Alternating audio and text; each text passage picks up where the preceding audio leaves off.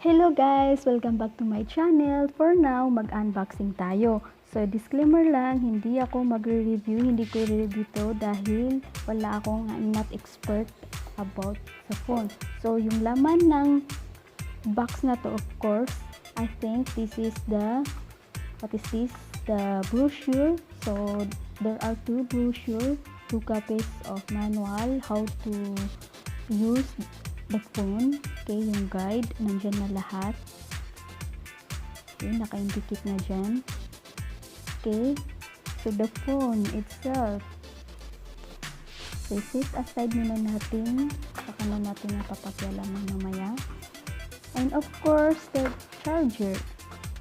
Okay.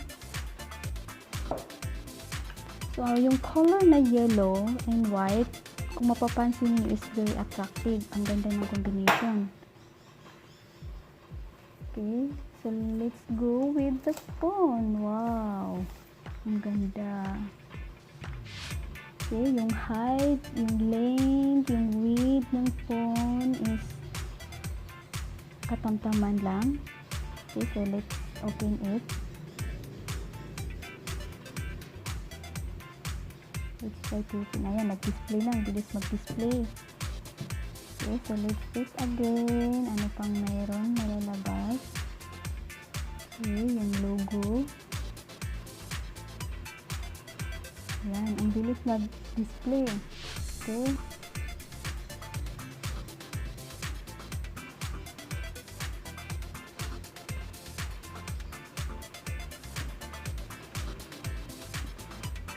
Okay, so yung mga application display na.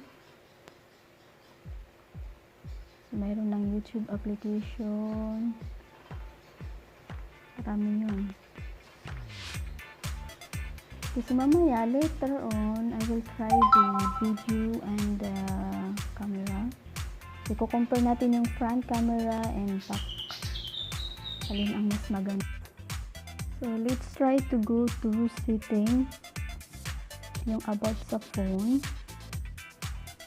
Okay, where is about phone? Okay, ayan. Okay, so, yung processor nito is 665. Yung RAM niya is, this is 3 gig. Device storage is 64 gig. Actually guys, this phone is comparable with the other phone, yung katulad ng mga ibang smartphone na mamahalin and Android phone. So, I will highly recommend this kasi aside from it has a good quality, ano rin siya, affordable and friendly user. Saka yung processor nito, yung pag-display, maganda. So, sulit na sulit. Yung battery din nito guys is pang matagalan. So, matagal siya malubat and mabilis siya ma-full charge.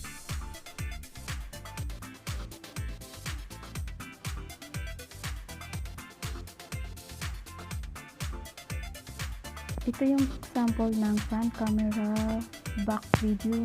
So, it has a good quality. This phone has 16 megapixel. So, clear din yun. Yung 16 megapixel, okay na yun. Okay.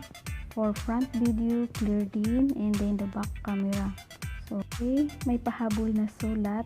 Joke. This is not a letter, but ito yung kanina na hindi ko napansin na pen. Thank you for watching guys.